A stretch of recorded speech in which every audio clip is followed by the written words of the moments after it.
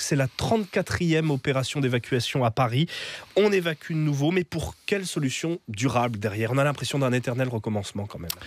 Oui, et d'une certaine manière, la répétition de ces évacuations tourne à l'absurde. Et nous savons tous, depuis 1 an et demi, ce qu'il faut faire. Quand je dis nous savons tous, il s'agit évidemment de l'ensemble des acteurs institutionnels et associatifs. Sans une véritable répartition sur l'ensemble du territoire et la mise en place de centres de premier accueil, c'est-à-dire de centres de transit d'une capacité de 400 à 500 personnes dans les grandes capitales régionales, eh bien, la scène de ce matin va se reproduire. Alors, des solutions, la maire de Paris en a proposé hier, Anne Hidalgo. Elle demande une loi justement sur l'accueil des migrants et sur l'intégration. Vous le disiez, une répartition organisée sur tout le territoire, mais aussi un fonds d'accueil d'urgence notamment. Faut en passer par la loi aujourd'hui, les bonnes volontés, le volontariat ne suffit plus ? Je pense qu'il faut que l'Assemblée nationale se saisisse de cette question. Vous savez, je vais résumer les objectifs en quatre mots. Anticiper, parce que la situation va perdurer.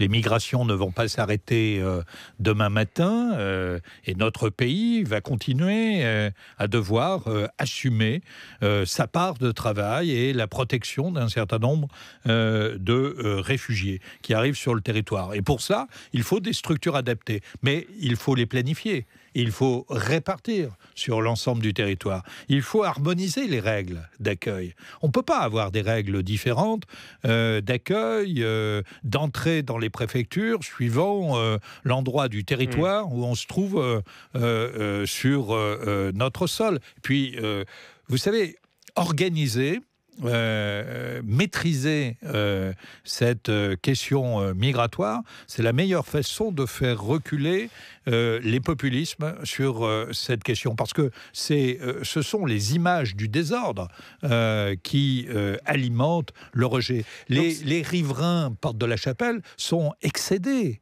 Et excédé par un spectacle indigne depuis 1 mois et demi. Donc c'est tout ça que vous voulez voir dans le plan du gouvernement qui sera annoncé normalement la semaine prochaine ? Écoutez, oui, il faut un plan d'accueil, il faut un plan d'accueil d'intégration, de répartition des migrants. Il faut un pilotage de l'État qui soit renforcé. Mais il y en a eu pourtant des milliers de places ouvertes en CAO, en centre d'accueil et d'orientation ces derniers mois. Bien sûr, mais des choses ont été faites sous le quinquennat précédent. Mais vous l'avez remarqué, toujours dans l'urgence. Et donc le sentiment qui a dominé, c'est celui du trop peu et trop tard. Et donc, si on ne veut pas recommencer dans cette affaire, eh bien, il faut avoir une ambition et avoir une loi de programmation sur 5 ans. Une loi de programmation qui permette de faire face à l'ensemble des flux. Alors ça se passe d'ailleurs comment avec le gouvernement ? Parce qu'on a senti que c'était quand même assez tendu depuis les propos de Gérard Collomb qui a dit, je rappelle, qu'il fallait que les ONG déploient leur savoir-faire ailleurs qu'à Calais. Depuis, vous avez eu des contacts, on vous associe à la préparation de ce plan ?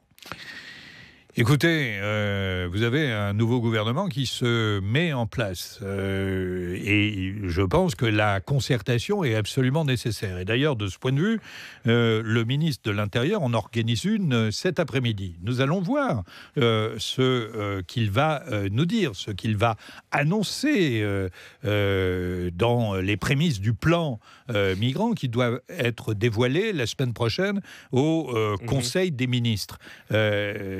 Il me semble que le président de la République a fixé un cap. Et lorsque le président de la République dit que c'est l'honneur et le devoir de la France et de l'Europe d'accueillir les réfugiés, il faut ensuite décliner ça sur le terrain et le mettre en acte. Voilà ce que j'attends, évidemment, du ministre de l'Intérieur sur une question complexe. La question migratoire ne doit pas produire des postures. Il y va de l'intérêt général, à la fois de la protection des personnes et puis également de la cohésion de notre pays. Il y a une responsabilité devant ce sujet.